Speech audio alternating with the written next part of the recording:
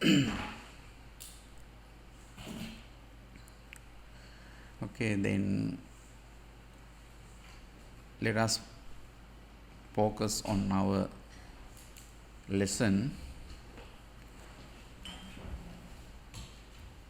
Still, we are discussing on the First Noble Truth.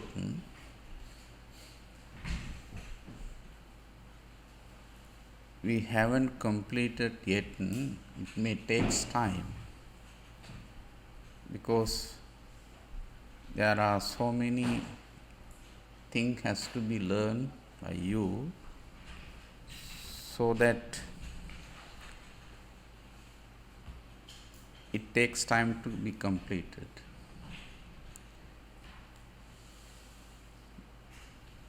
Today, let me start where I stopped last Sunday, not last, before Sunday. You know that the first noble truth is suffering, dukkha. In early Buddhist scripture, the term dukkha is used in more than one sense. Its meaning, the particular term dukkha indicates or connotes different meaning. In this context, what we are talking, we refer suffering. But for your understanding, for your knowledge, in early Buddhism, early Buddhist scriptures, its meaning Pali Canon, that particular terms, that is dukkha, is used in a different ways, or it used more than one sense. Sometimes it refers or it gives psychological meaning, it's mental, or sometimes it refers for physical meaning, sometimes it gives philosophical views.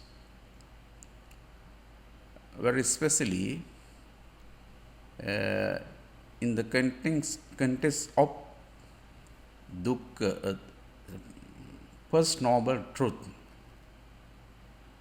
as you know, as you understood on early lessons, it has a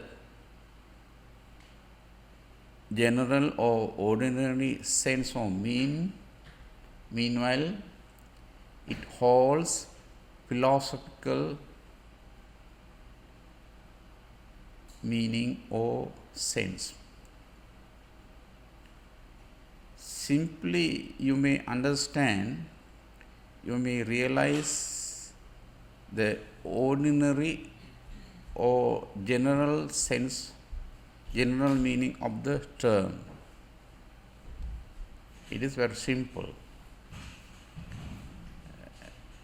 Even those who do not concern of this, of course they understood the simple or ordinary sense of the terms. It is very simple. Apparently, you may see, you may get it as a suffering of pain. There are so many equivalent or so many synonymous words in English. That is a simple. But we must try to understand. You must understand the deeper meaning of the terms. That is philosophical views or philosophical sense. Very especially the term in the First Noble Truth indicates Buddha's views of life and the world. That is very important, because this is the Four Noble. The Four Noble Truth is keystone in the Buddhist teaching. It is a keystone, or you would say this is, or the Four Noble Truth is central concept of Buddha's teaching. It is central concept. Therefore, when we learn, or as a practitioner of Buddhism, everyone must understand, everyone should have an effort or endeavor to get to clarify or to learn, study that theoretically or philosophical sense or meaning of the terms.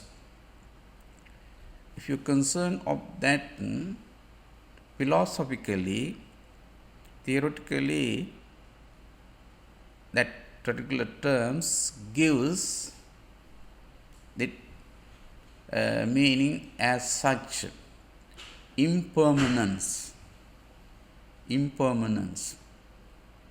and insubstantiality or emptiness. That is what Buddha intended through that terms. That sense or this philosophical view, how Buddha intended through that word, term dukkha, won't be able to get easily, won't be able to understand easily. It is very difficult. It is very profound meaning. You should have understand. You should have understood. Just simply, apparently, looking at the term, you won't be able to get understand. Paying attention, attentively, if you concern of the term, gradually you will get that philosophical view or sense of the terms. Therefore, today,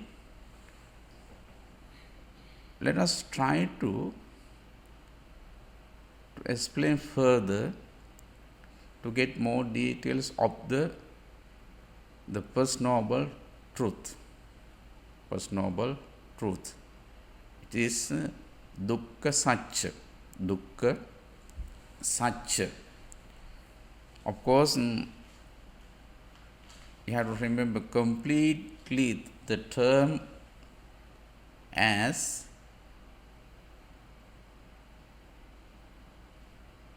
dukkha ariya satcha. Dukkha ariya satcha.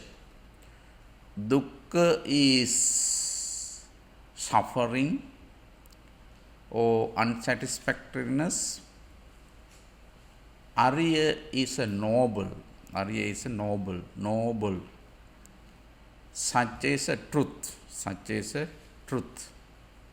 Then the noble truth of suffering or dukkha. I think already you understood that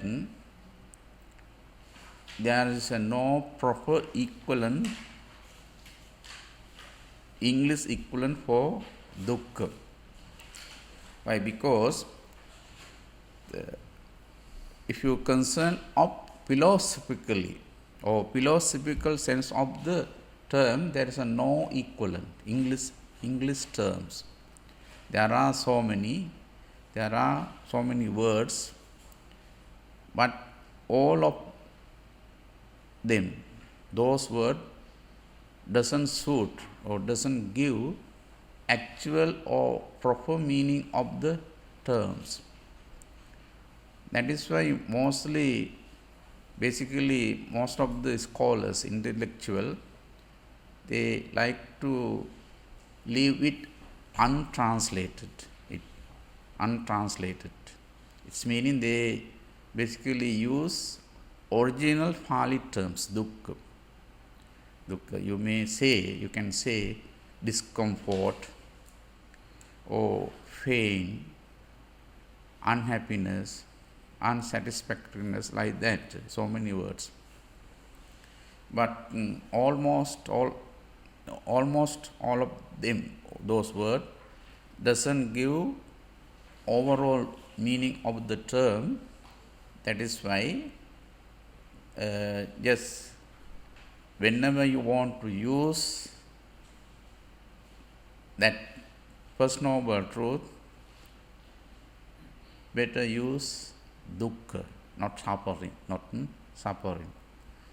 Because if you say suffering, that word doesn't give overall meaning of the term as Buddha intended. Because when you go through the part by part of the truth, at the end you will understand what Buddha intended through that First Noble Truth. You know that in the particular sutta, Sangyutta Nikaya. Yes. The Buddha explained about the Four Noble Truth as thus. When you pay attention on that saying, on that utterance given by the Buddha with regard to First Noble Truth, of course you may understand how important is it. He says, he who sees suffering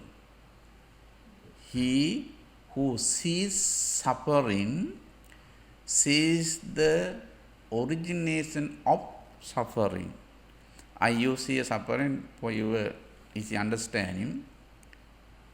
He who sees suffering sees the origin or arising of suffering, the cessation of suffering, and the path of way leading to the cessation of suffering. Buddha, this is how Buddha admired or says about this truth, this Four Noble Truth. It's meaning, if you understand First Noble Truth, what we are talking about, what we are learning, if you understand, if you realize, if you discern First Noble Truth, its meaning, you will understand, you will realize second, third and fourth, the origin of or arising of suffering. How does it arise? Then second, the third is the cessation of suffering. How does it overcome? Then thirdly, fourthly, you may understand the way, the path, the remedy or resolutions or solutions. So what solution, what way you have to apply to overcome or to get and again to achieve this noble truth. That is why they are interconnected. They are interconnected, or they are interrelated, interdependent, one another. They are joined. It's meaning you can't satisfy learning just only first.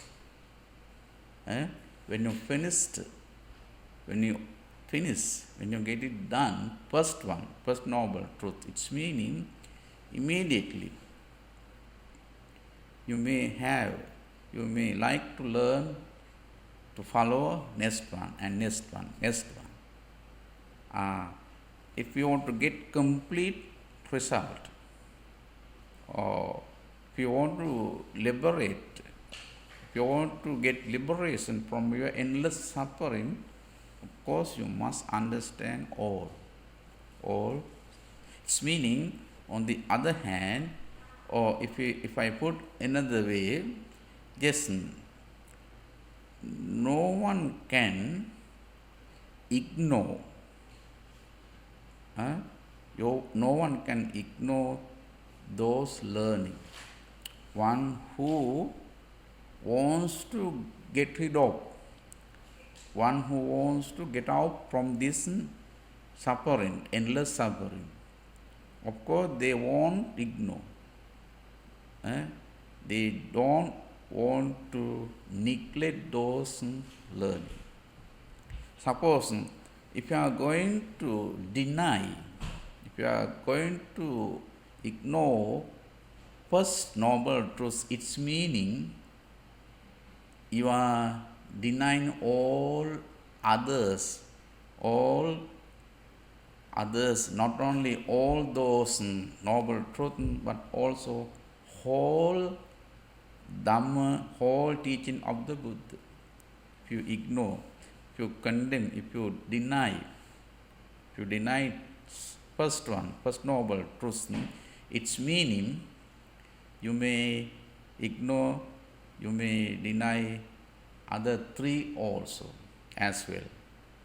Not only that, but also you may ignore, you may neglect other whole Dhammas of the whole teaching of the Buddha. Why? Because as you knew that first, that is, the Four Noble Truth is a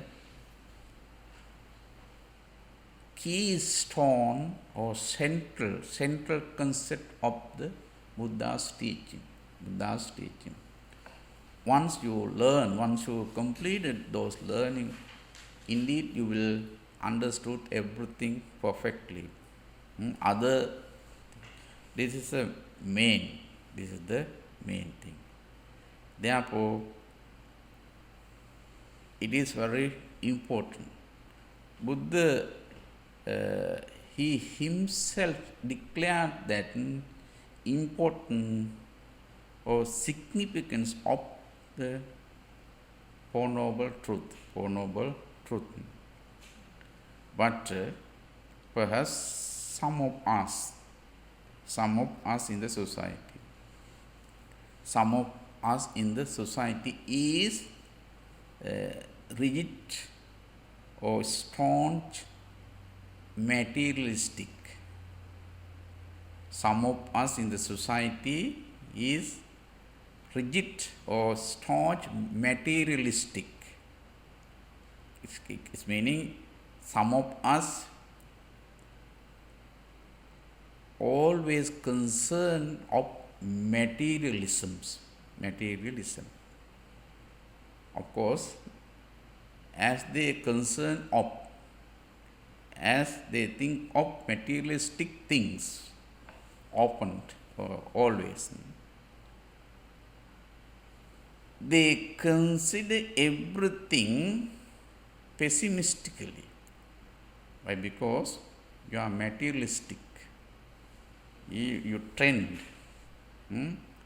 Anyhow, you want to try to gratify senses. You don't think of other. Just you become materialistic. Why? Because we stay in that type of society. It is a materialistic world. Therefore, you always concern of you always think of materialistic things. That is why some of us in the society rigid, strong, materialistic. Therefore, they consider everything based on pessimism. They consider everything what you have around you pessimistically. Some of us in the society, not materialistic, they are non-materialistic. Then that is their nature. They always concern of the thing non-materialistic way. Therefore, they consider everything in the society or everything in your family, everything what you have around you, they consider optimistically, pessimistically. First, they consider the optimistically. Second, they are non-materialistic. Therefore, they consider everything pessimistically. Why? Because they are non-materialistic. Some of other, they are materialistic. Then, for them, those who are pessimistic and optimistic, for them, the concept of dukkha or the first noble truth is not significant, because they are just materialistic. They are just optimistic or pessimistic. Therefore, the first noble truth, or this truth, they may think, oh, what a nonsense. Because they have that view, pessimistic view. They have the optimistic view. Or they are materialistic. They are non-materialistic. Therefore, they may condemn. Oh, what nonsense. Those philosophical views, those philosophical ideas doesn't work with us. It is a nonsense for them. They do not admire. They do not appreciate. Oh, they think, oh, it is a boring. What I study is it? This is just give bore. They are unhappy with that study. Why? Because they don't have that realistic attitude.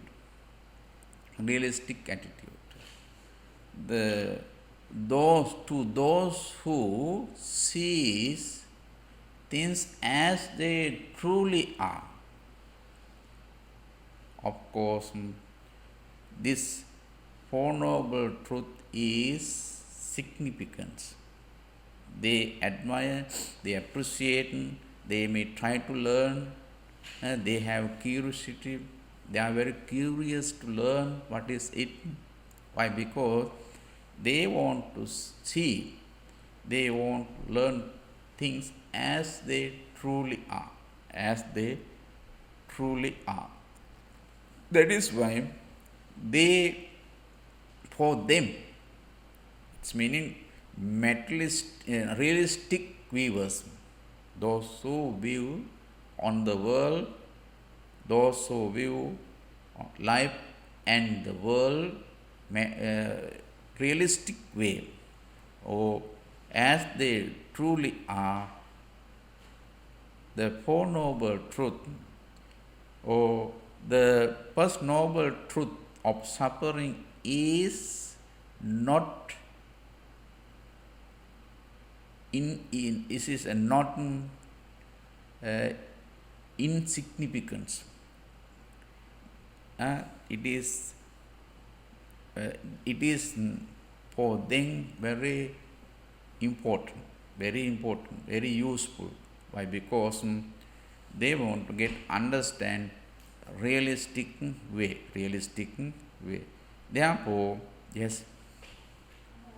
When you say pessimistic, are you relating to the people who thinks there's not another life after this? So let us enjoy what we have and let us acquire things, let us Yes. go to travel and do a lot of things. Yes. And the optimistic ones are the ones that think like it's eternal. After we die, we become eternal. We go to heaven. So there is life. There is, and let's not get too materialistic with things because there is hope for us after death. Are those related to pessimistic and Yes. optimistic? Yeah. Yes. That the people, as a people, human being, we have that attitude. That is why some of us in the society are very materialistic. Anyhow, they try to enjoy, they try to entertain. They don't believe next birth or some other like that. They have their own attitude. Therefore, what they do, anyhow, they try to entertain, they try to gratify their sense organ. Therefore, but there are some other people. I think you remember that I explained about doctors. There are 3 doctors. First one is optimistic. The second one is pessimistic. Both are dangerous equally. Both are similarly. Today, what I want to teach you, there are materialistic people, the person who concern on materialism. Also, there are some here in the society, maybe perhaps you may experience, you may get that when you involve with the people. Some are very materialistic. They don't care any other things. They enjoy with the materialistic, collecting.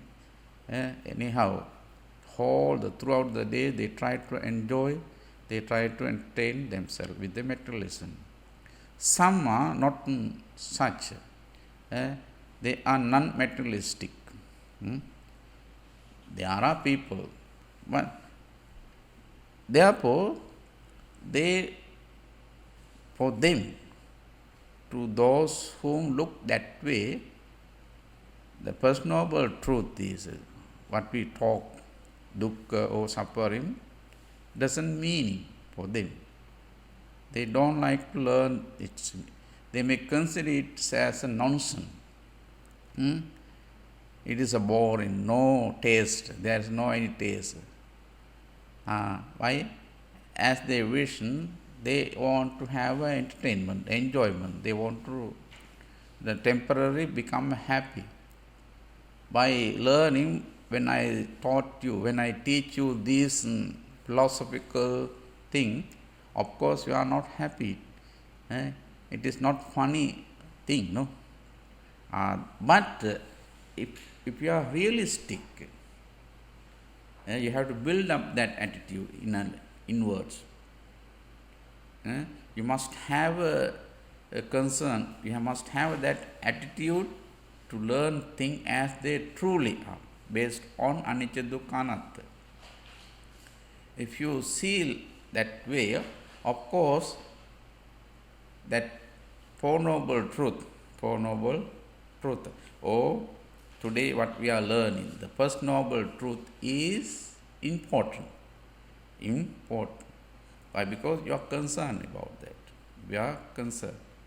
That is why as you ask, those things are related with that thing. That's why if you want to learn, if you want to study, of course you have to develop, you have to build up that environment, that attitude inwardly in your mind. Then you may seize things as they truly are. But I want to emphasize for you, the person who wants to see things as they truly are, really what is going on, really what is happening in the world, really what is happening in our body. If you want to investigate those things, you must examine things as they truly are. Then if you are ready to do so, then this learning, this study, or the First Noble Truth of suffering is important. It is not insignificant for you. It is very significant for you. It is values for you. Otherwise, no. Therefore, try to understand what I say. Then you develop your thinking. You develop your thinking, the way of seeing, way of investigating things as they truly are. Then, this is the main problem. Suffering is, dukkha is fundamental things. The fundamental things. Suppose you are a realistic viewer. Suppose you want to see things as they truly are. Then, if you think, if you examine the sensing the world through your realistic view, through your realistic understanding, or with proper consideration,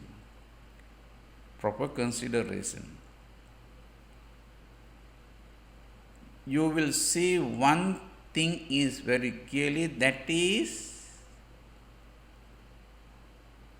dukkha. Suppose, again let me explain. Suppose you are a realistic viewer. You look at the things as they truly are. Then you investigate the world where you live through your realistic view, or with proper consideration, yoniso manasikara. Proper consideration is yoniso manasikara.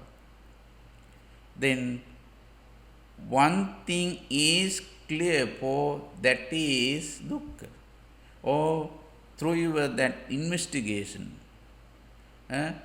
through your experiment, through your that research, you will be clarified,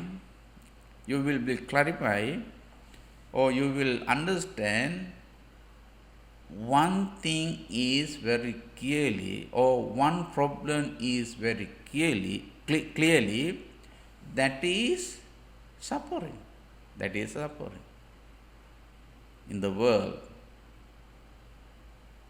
But it takes time to get understand, entirely to get understand what we meant by that.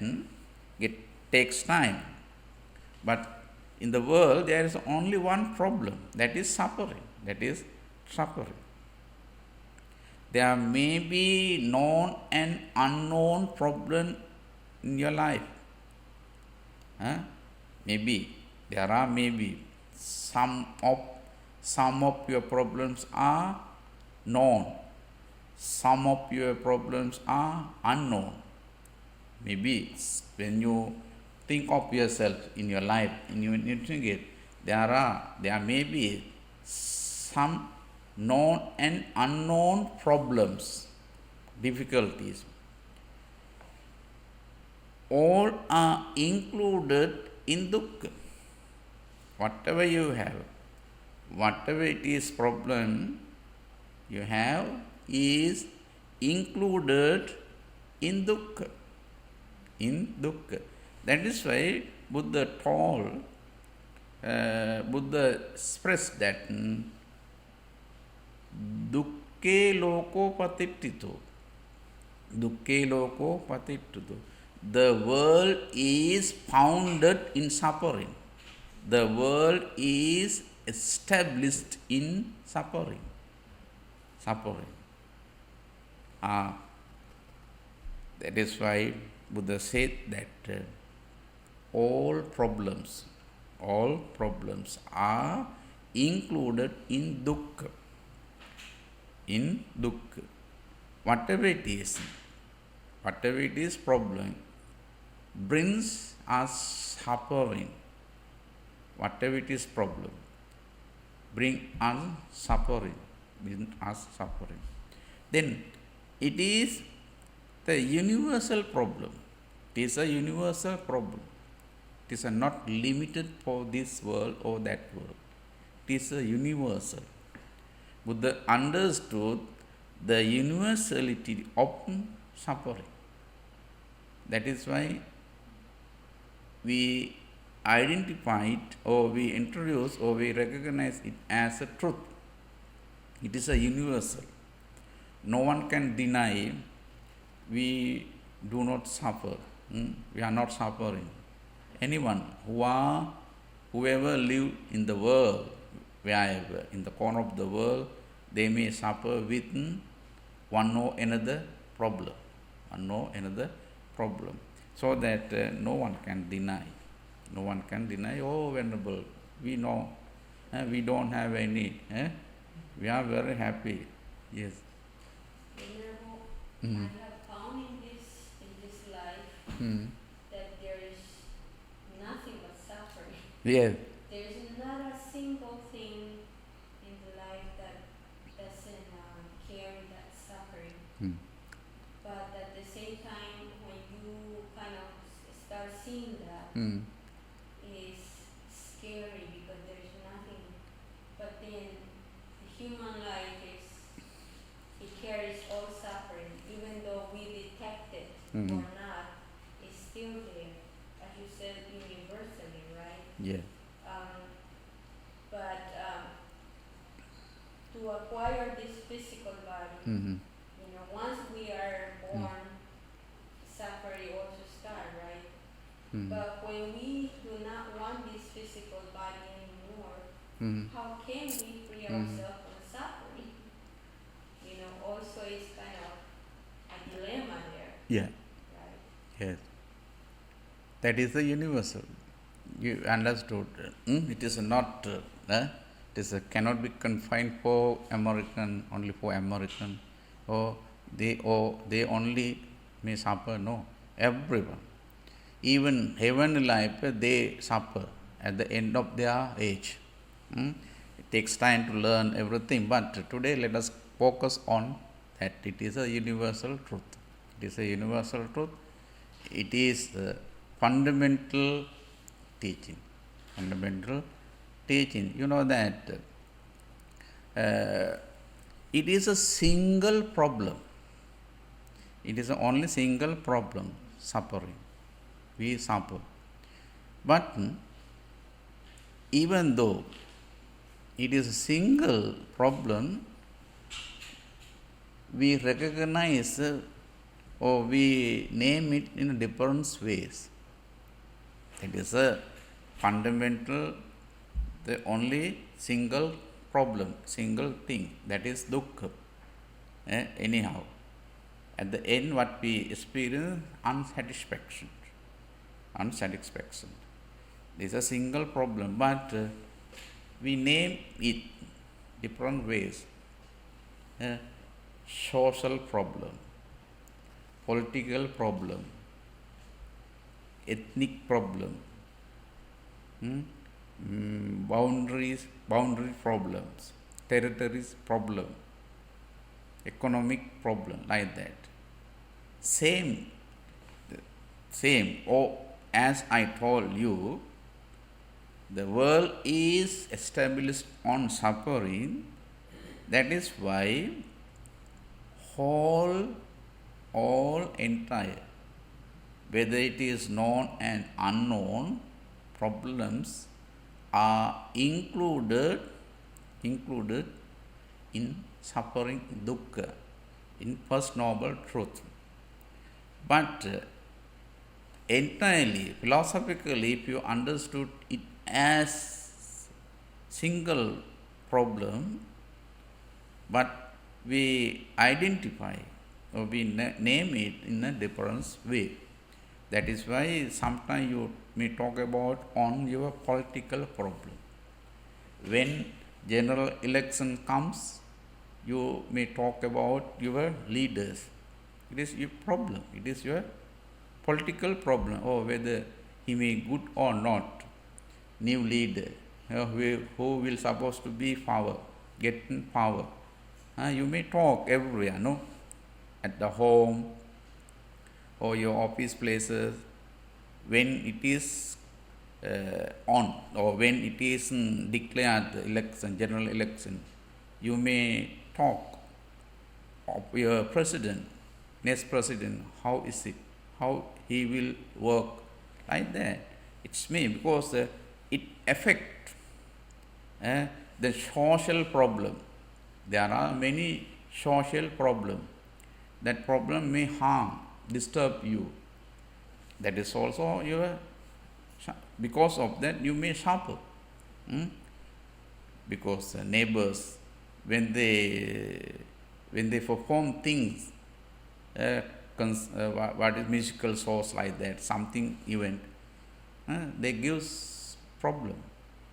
That is why same thing we will be identifying in a different name, but its meaning, whole entire problem or difficult what we have brings us suffering. It's come as a chain. Suppose you are faced for many problems in a day or your daily life.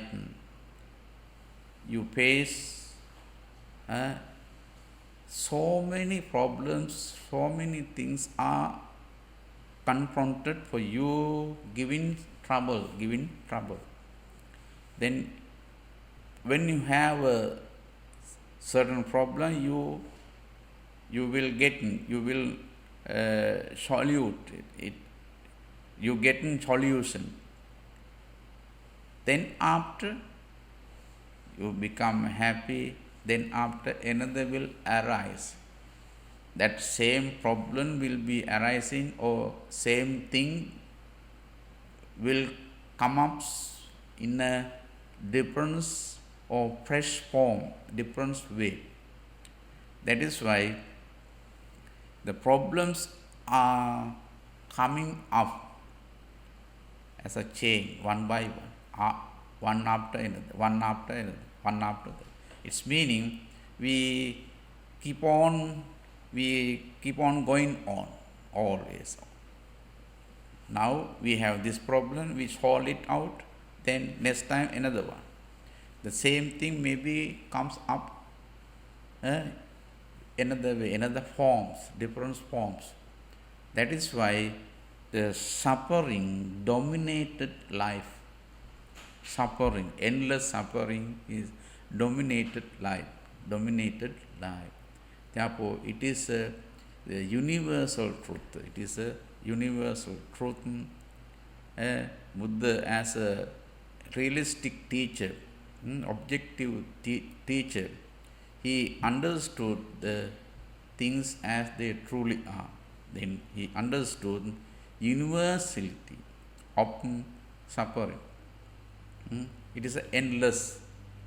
It is endless. That is why we call it endless or fundamental universal truth of truth in the world. Therefore, you know how does arise that suffering? How does arise that suffering? And also there is one very special saying that given by the Buddha in Rohita Sutta, the discourse uttered to Rohita, Brahmin Rohita. Rohita is a son of God, divine one. He approached the Buddha and asked question.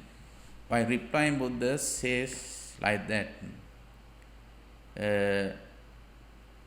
Imasmin vyamatte kalebore lokancha panchipemi loka samudayante panchipemi loka nirodhagamani patipadas panchipemi.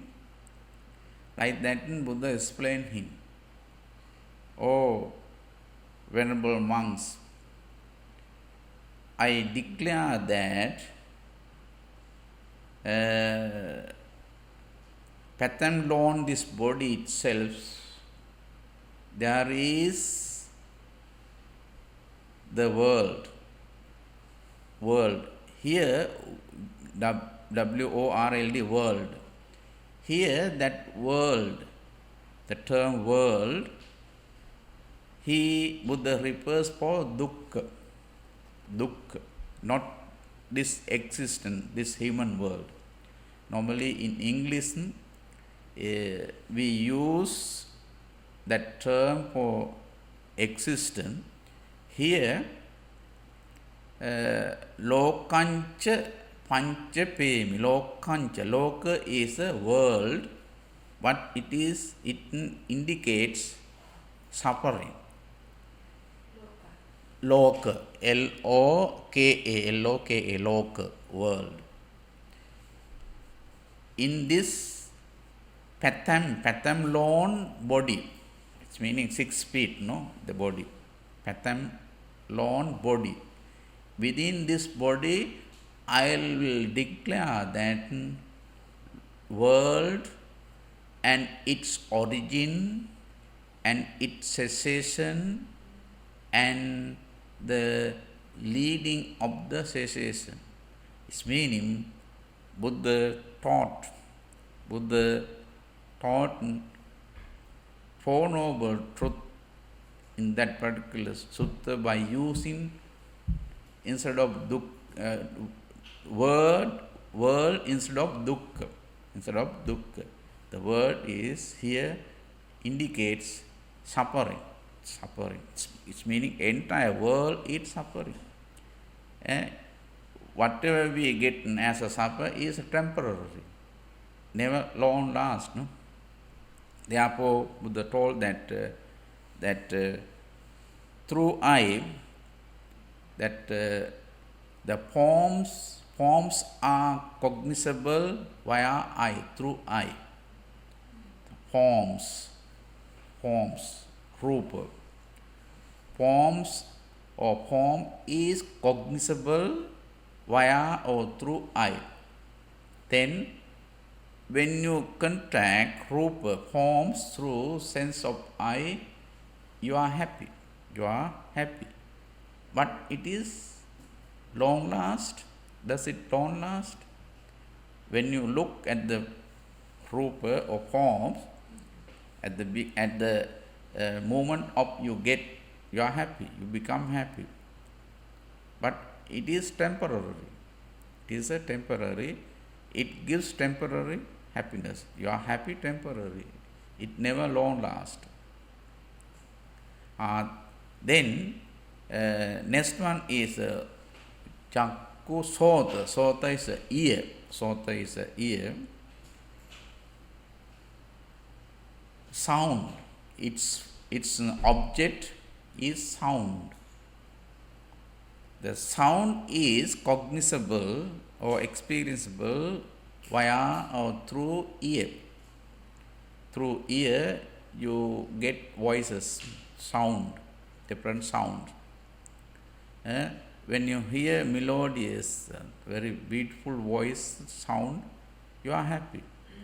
When it disappears from you, you are unhappy. That is why there is no permanency. There is no happiness permanently. It appear and disappear, appear and disappear. The happiness comes and disappear. It vanished. First it comes, it stays for a while, and will be disappearing. Disappeared. They comes only to disappearing, not to stay, not to stay long last, forever. It stay for a while, it change. Then it will reappear. Like a problem also. Problem comes and passes away to reappear. Problems come and passes away, giving opportunity, chances to be reappear. That is the problems comes and go. Like a chain, it is rotating. One after another, one after another, one after another. But yes. That is why then Sota. Then Gahana, nose. Smell. Begotten smell through the sense of tongue. Smell is cognizable via or through nose. Then tongue, taste, flavor. Taste is cognizable via or through tongue, organ tongue. Then tactile, tangibility, or impressions, touches are cognizable through or via body. These are the five senses.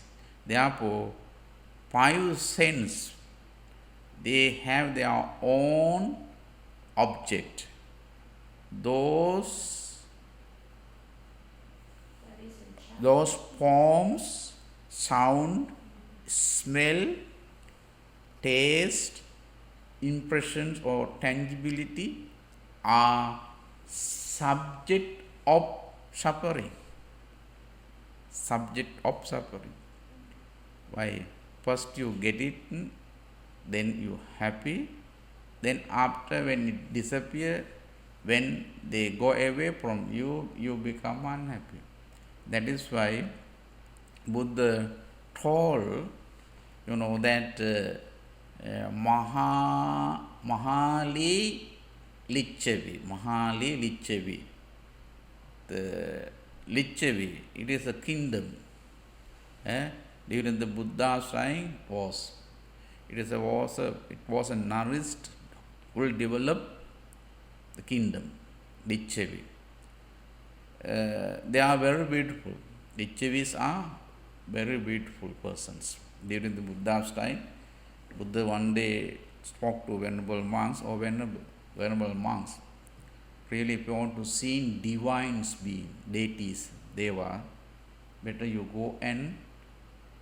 go to the Lichavi kingdom, see them. They are very beautiful, like a divine one. Then one day, Mahali Lichavi came to Buddha and raised the question. Buddha replied to him, addressing or uttering this particular sutta, Samyutta Nikaya. Then on that sutta, Buddha taught him, Lichavi, all those rupa forms, sadda sound, ghana smell, rasa taste or flavor, pottabha touches impression, are subject of suffering. At the beginning, when you contact one sort of object, you delight on that. You delight in them.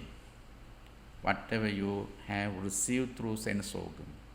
Suppose if you get the form through sense of eye, you delight in that particular form, when it disappears, when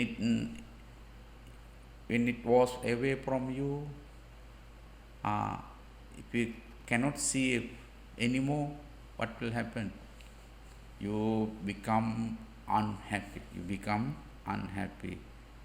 That is what we call suffering. Therefore, today I stop from that point. I will continue. Anyhow, just I take 5 minutes to explain something for you.